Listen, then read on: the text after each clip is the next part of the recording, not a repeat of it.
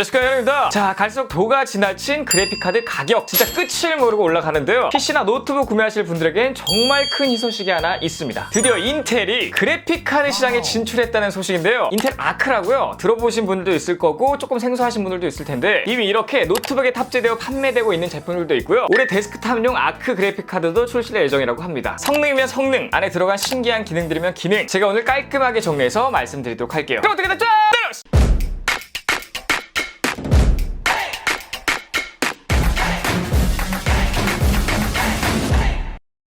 자, 앞으로 PC나 노트북 구매하실 분들은 꼭 알아야 할 내용인데요. 인텔이 이제 그래픽카드 시장에 진출해서 선택지가 굉장히 넓어졌는데 인텔 아크 그래픽카드 도대체 언제 나오는데? 라고 궁금해하실까봐 제가 바로 한번 말씀드리도록 하겠습니다.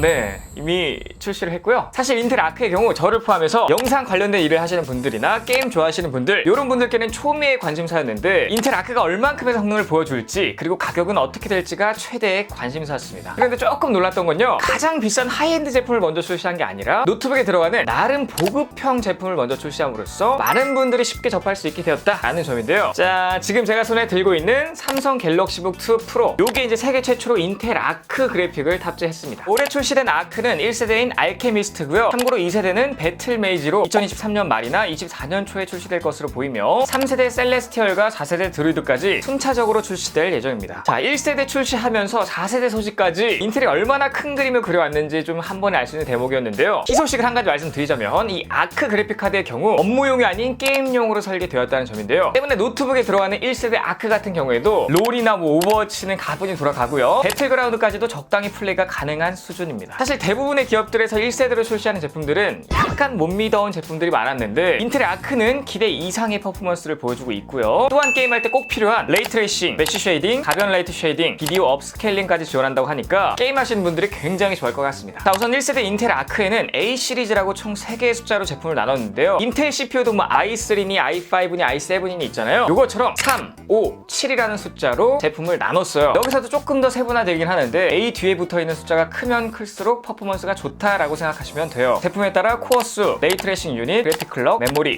버스, 그래픽 파워 등 지원되는 숫자가 다릅니다. 자, 아크의 강점은 여러 가지가 있는데요. 우선 미디어 엔진이 너무 뛰어나다는 점이에요. AK 10비트 HDR 인코딩이나 HVC, AVC, VP9에서 하이엔드 가속을 지원하고요. 요즘 제일 핫한 코덱이죠. AV1까지 지원을 하는데 사실 AV1 같은 경우에는 다른 GPU 회사들에선 잘 지원하지 않는 코덱이죠. 여기서 AV1 코덱에 대해서 잠깐 말씀드리자면 HVC 표준과 비교하면 평균 25%, H.264와 비교하면 2배 이상 압축률이 향상된 차세대 로열티 무료 비디오 코덱이라고 생각하시면 돼요. 그래서 인텔 아크에 탑재된 하드웨어 가속 AV1 생성 기능을 이용하면 소프트웨어 인코딩보다 무려 50배 빠른 성능을 보여준다고 하는데 저같이 영상을 업으로 하는 사람들에게 너무나 고마운 미친 수치입니다. 그리고 대부분 노트북들에 들어가는 CPU는 이제 인텔 제품인데요. 이 GPU를 아크로 사용하면 엄청난 시너지 효과가 있어요. 스마트 링크를 통해 가능한 건데 아크는 인텔 CPU와 GPU를 조합해서 성능을 대폭 향상시키는 딥 링크 기능이 들어갔는데요. 작업 시 CPU의 전력이 더 필요하면 GPU의 전력을 끌어다 쓰고 이와 반대로 GPU의 전력이 더 필요하면 CPU의 전력을 가져다 쓰는 이 동적 전력 공유가 가능해가지고 작업 속도를 굉장히 극대화할 수도 있고요. 하이퍼 인코딩 기능을 사용해서 기존 대비 1.6배나 인코딩 속도를 끌어올렸습니다. 추가로 인텔 Xe HPG 마이크로 아키텍처가 적용되었는데요. 이 내장 XMX AI 기능과 고급 3D 가속 하드웨어가 특징인 새로운 Xe 코어를 통해 고성능 게이밍에 최적화되었는데 이 Xe 코어 같은 경우에는 인텔 GPU 포트폴리오에 새로 추가된 기본 컴퓨팅 구성 요소로 그래픽, 게이밍 등에 맞게 최적화된 코어라고 생각하시면 되겠습니다. 추가로 아크 그래픽에 내장된 XMX AI 기능으로 비디오나 사진을 쉽고 빠르게 업스케일링 하거나 리터칭 할 수가 있는데 차이는 보시는 것과 같이 노이즈가 굉장히 억제되어 결과가 정말 드라마틱해요. 그리고 개인적으로 너무나 대단하고 느낀 게 바로 이 Xe 슈퍼 샘플링인데요. 1080p까지만 지원되는 게임을 하더라도 아크에 탑재된 AI가 머신러닝으로 근접한 픽셀과 모션 보상된 이전 프레임에서 하위 픽셀을 재구성하여 기본적인 초고해상도 렌더링 품질에 매우 근접한 요 이미지 합성에 도움을 줘가지고 4K로 플레이할 수가 있게 되는 건데요. 사실 게임 자체적으로 4K가 지원되는 게 아니기 때문에 저는 이게 좀 한계가 있을 거다, 뭔가 좀 깨지는 부분이라든지 좀 부자연스러운 부분이 있을 거다 이렇게 생각을 했었는데 이 영상을 보고 마음이 180도 바뀌었습니다. 전반적으로 디테일하게 해상도가 높아진 걸 볼 수 있는데요. 특히 글자 부분을 확대해서 보면 이 업스케일링 전과 후가 명확히 차이 나고요. 좌측 하단의 연료통을 확대해 보더라도 전과 후의 차이가 굉장히 심한 것을 볼 수가 있습니다. 마치 1080p로 제작된 게임이 아니라 4K로 제작된 그런 게임처럼 너무나 자연스럽고 사실적이에요. 자, 이거는 다른 인게임 영상을 보더라도 차이점이 명확한데요. XeSS 4K로 플레이할 때는 그래픽이 굉장히 끝내주는데 기존 1080p의 그래픽을 보면 참담하기가 그지 없습니다. 특히 확대를 해서 비교해보면 눈으로 보기에도 해상도가 2배 이상 차이 나는 것 같은 그런 느낌을 받을 수가 있는데요. 해당 기능 같은 경우에는 아직까지 그 모든 게임을 지원하는 건 아니지만 대부분 최신 게임들에서는 사용이 가능할 것으로 보입니다. 자, 오늘은 현재 출시된 인텔의 아크 그래픽카드에 대해서 좀 말씀드렸는데 1세대부터 다양한 제품군과 엄청난 퍼포먼스, 그리고 저처럼 영상 작업하시는 분들이 너무나 좋아할 만한 미디어 엔진, 그리고 인텔 CPU와 GPU를 동시에 사용할 때 생기는 딥 링크의 시너지 효과까지 굉장히 인상적이었습니다. 아참, 개인적으로 제가 좀 인상 깊었던 건 좀 전에 보여드렸던 1080p를 4K로 바꿔주는 마법 Xe 슈퍼 샘플링이었는데, 이제 이렇게 슬림하고 이 가벼운 1kg대의 노트북으로도 고성능 게임을 할 수가 있다니 진짜 설레지 않을 수가 없는 부분입니다. 제가 개인적으로 대학생 때까지만 하더라도 이 정도의 슬림한 노트북은 뭐 있지도 않았을 뿐더러 이런 가볍고 슬림한 노트북으로는 그냥 PPT나 엑셀 조금 하는 수준 그 정도가 끝이었는데, 이제는 뭐 배틀그라운드도 돌릴 수 있으니